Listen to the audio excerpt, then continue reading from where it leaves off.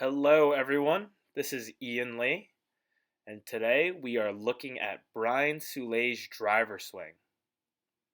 Brian came to me today looking to get rid of his draw or pull hook situation going on. Uh, his miss tends to be left. He described it as a pull hook, and wants to make his pull fade shot a little more consistent.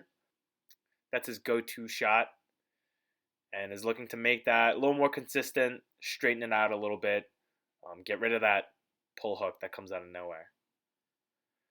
Biggest thing I'm looking at here when I'm thinking about club face, pulling it, shot shape, is the relationship between the club face and club path. Brian here comes up a little steep, returns back on plane though, still a little on the steeper side, but we can deal with that because he is trying to play a pull. So we do want to promote that out to in swing, get that ball started out left. But the most important thing here is to make sure that club face is open, comparable to that club path. If that thing is a little more shut than the club path, that will promote, and that right there is your pull hook. So the biggest thing here is face control.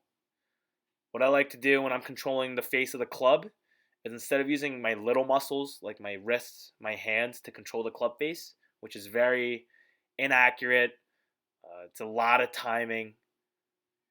I tend to rely on my bigger muscles like my hips. I like to think sometimes that my hips kind of control my club face. So here, a good drill for Brian, I see right here at impact.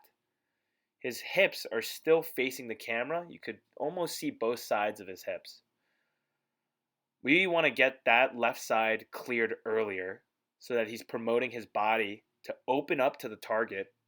That will promote more of him swinging left out to in to get that ball started out left.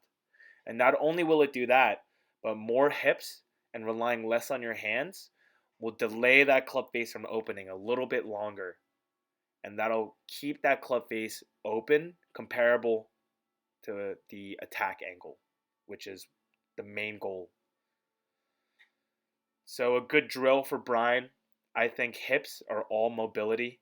As long as there's no limitations, physical limitations, a good drill that I would recommend is just strengthening those hips, getting them more flexible. Something you can do at home or in the gym, wherever really, is just get your hands out in front of you, anchor it to something, hold on to a shelf, hold on to maybe a golf club standing up. Just make sure that both your hands are on top of each other, holding onto an anchor point.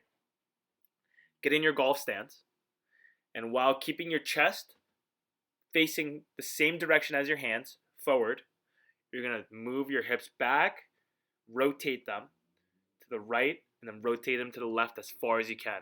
And keep doing this. Feel that stretch. You're going to feel a kind of tightness right above the waist on both sides. So going to the backswing, you're going to feel a little tightness on the right side of your hip.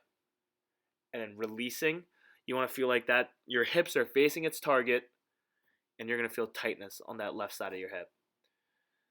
That will make you use your hips a little more effectively. It'll build strength, so you'll speed it up throughout the swing. And throughout time, as you get more and more used to that feeling, you'll start to rely more on your hips, moving through the swing, and it'll be more open at impact, which will control the face and get that more consistent pull fade.